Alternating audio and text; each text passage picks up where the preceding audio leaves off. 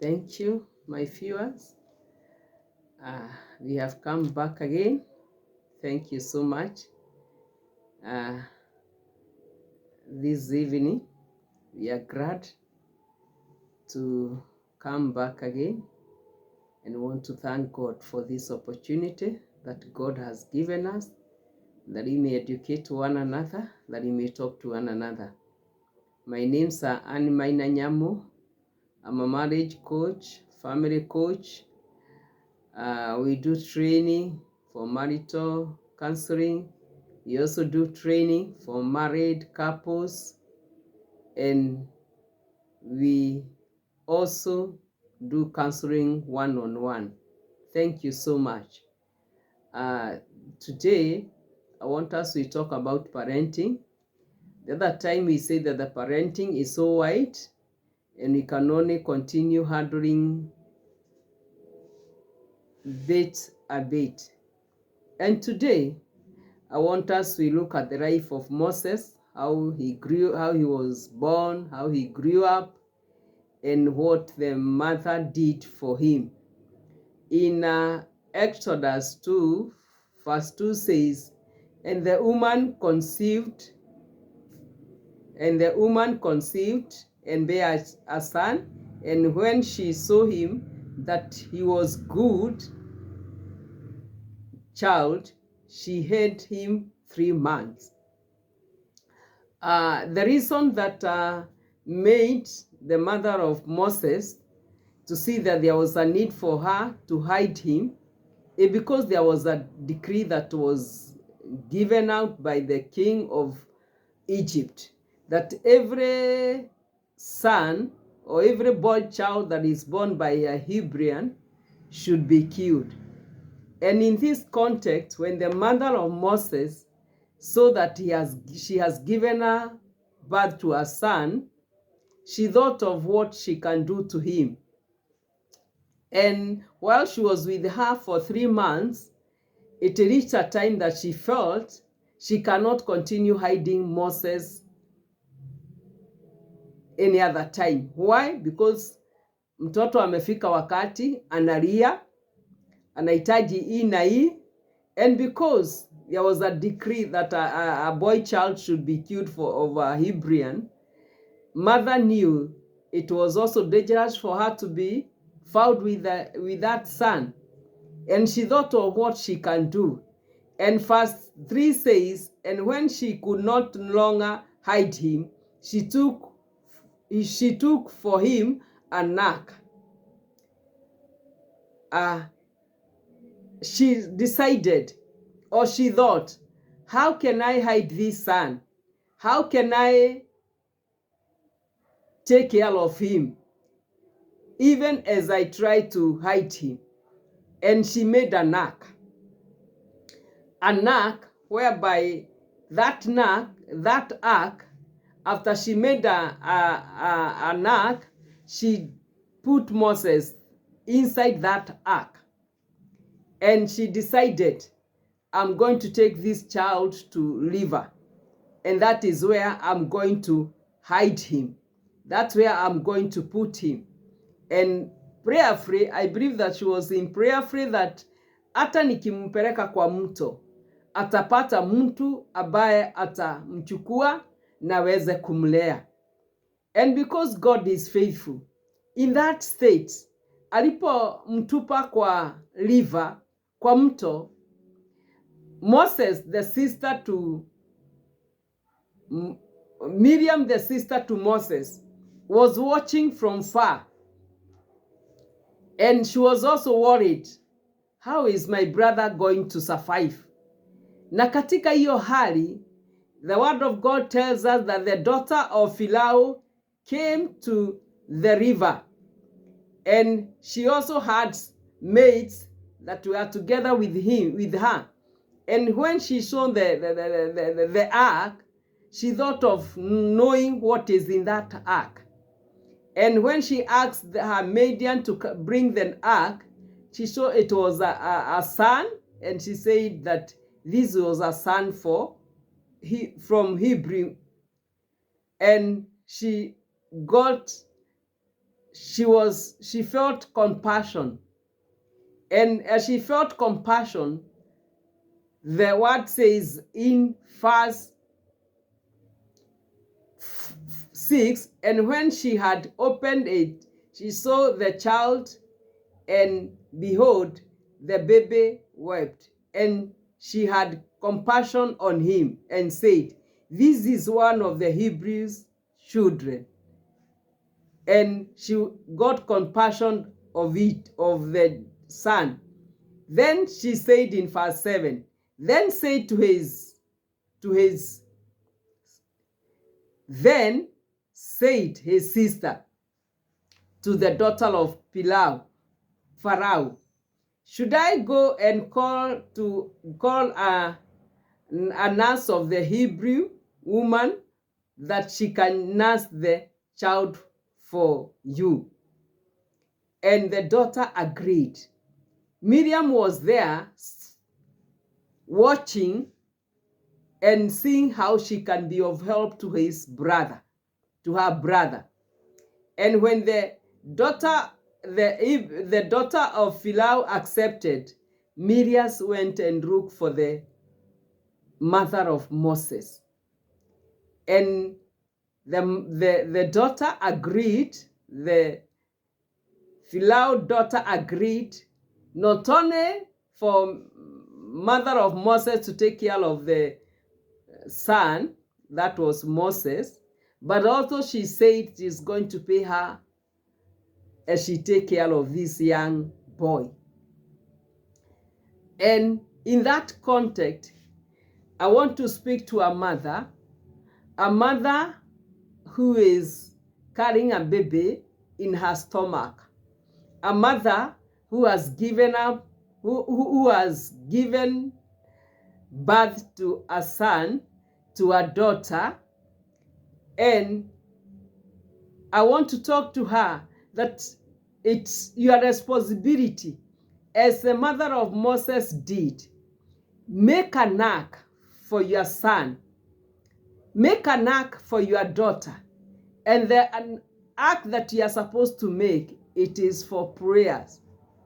As your son or your daughter is in stomach, continue talking to him. Continue calling up what you want him or her to be.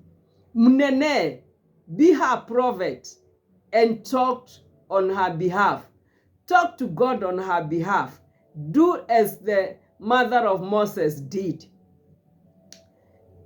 As normally we know that as a child grew up, at the age of 3 to 4 years, the law demand, even our law here in Kenya, demands that that child should be taken to school. It's either playing ground. And we know that as we take our children out there into those schools, if we are not careful, as they are taught whatever they are taught, they can also be taught other things.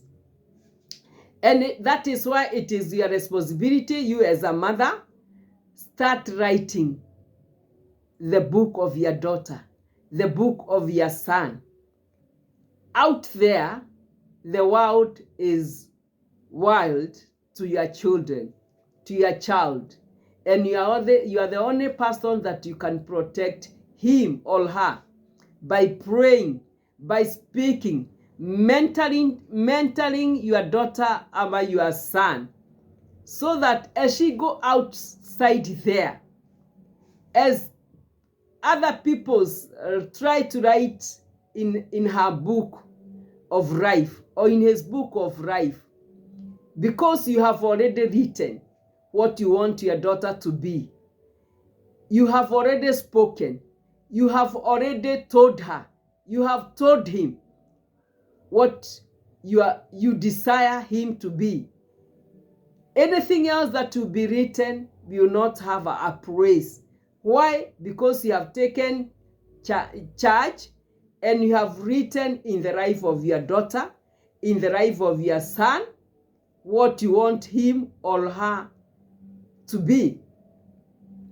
It is your responsibility as a mother, that how your son or your daughter will grow up, it is you that is going to determine. We see that through God's wisdom, the mother decided that atawachilia mtoto wake tu hivyo, hata igawa anamweka kwa mto na ajui kile kiko ndani ya mto, ajui kama huyo mtoto atasurvive ama she is not going to survive. She took a risk na akatengeneza the ark so that aweke mtoto hapo, akiamini, akitrust, akitumaini that little ark is going to protect the boy. And for sure, the ark protected the boy. And that is what we are supposed to do as parents. We have a responsibility. We cannot just throw our children out there into those schools.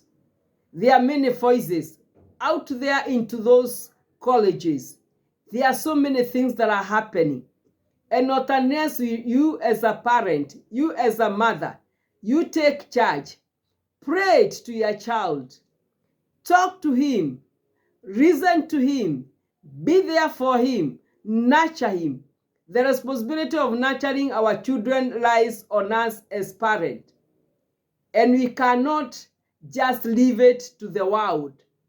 Habakkuk 2:2-3 says, "And the Lord answered me, write the vision, make it plain on the tablet, so he may run who read it. For still the vision awaits its appointed time. It hastened to the end, it will not lie. If it seems slow, wait for it. It will surely come, it will not delay." As a mother or as a parent, you may at times feel as if you are talking is not doing anything. Your prayer is not doing anything. But do it. Pray it to her, to him. We know our children have great destiny. We know that our children, they can do mighty. Their destiny is not limited. And for it to be manifested in their lives, you must pray it. You must speak it. Speak it roundly.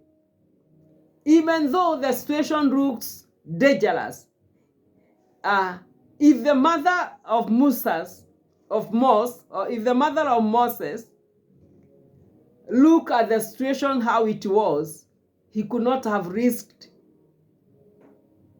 to see how she can save Moses. But she took a risk. She knew it was a risk. She could also be killed. The child could also be killed if the king knew that she have hidden a son, and especially a Hebrew. But she took a risk and she made an ark. And that's what we are supposed to do. That we must take a risk. Tukituma watoto wetu huko nje, tusinyamaze, tusiwaachilie. Let us know that we have a responsibility. As they go out there, let them go with our kaffa, calling God on their behalf, speaking to their lives, and telling them that they shall be great because they are. Take charge of the life of your child. Out there, the enemy is out to destroy our children. But we must take charge. Our children, they are like a garden in their lives. And our responsibility is to dig, weed up until we see them, they have succeeded. Weed up, remove what is not good, and leave what is good for our children to grow in healthy. God is counting on you. You must be faithful. God is watching on you. You must be faithful.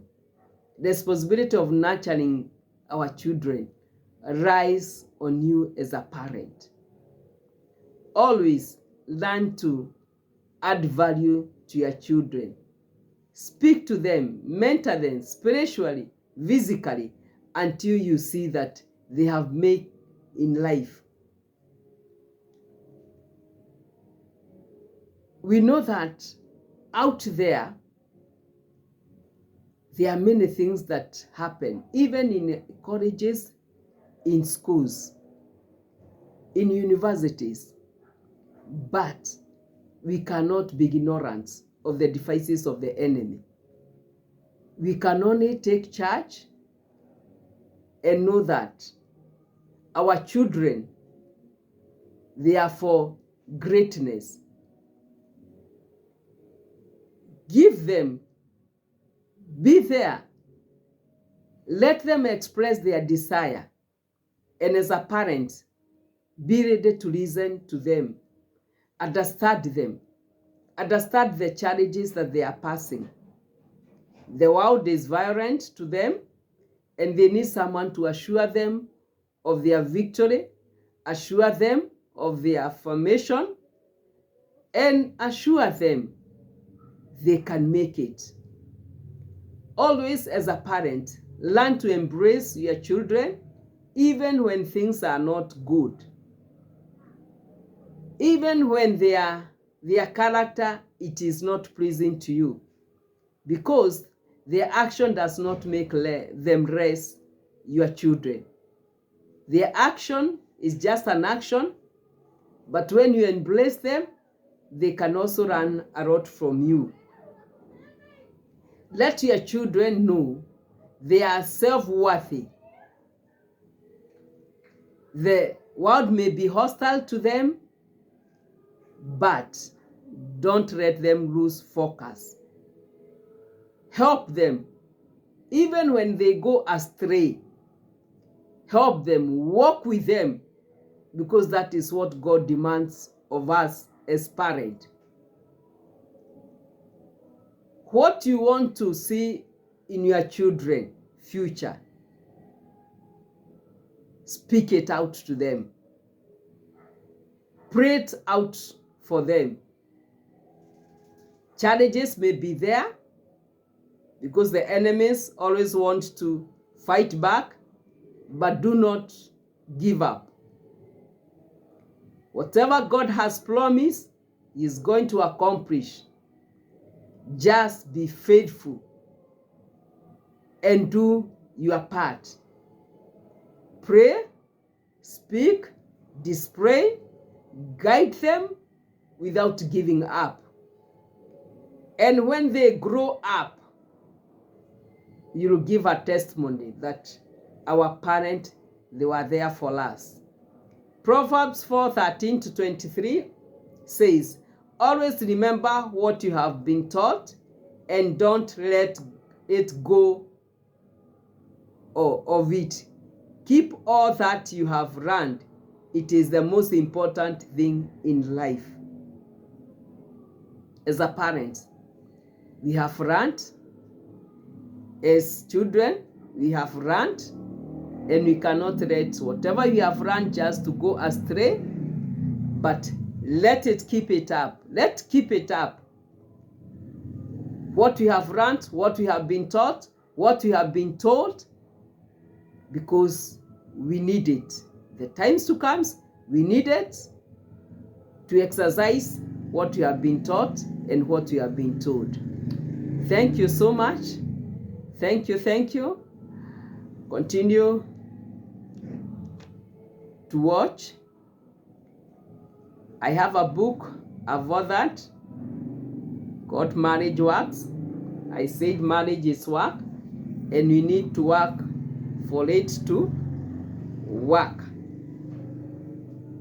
Continue commenting. You can call. Continue subscribing, so that every time we put a video, you shall be the first one to see. Na hiyo kengele iko hapo, finya. And may God bless you, and God will bless you. I pray that as parents, we shall keep up to our tasks. We shall keep up to our responsibility. Hatutawachilia watoto wetu. We are going to pray for them. We are going to talk to them. We are going to listen to them. We are going to and bless them until they make it in life. Hatutawaachilia. Thank you so much. May God bless you. Asanteni.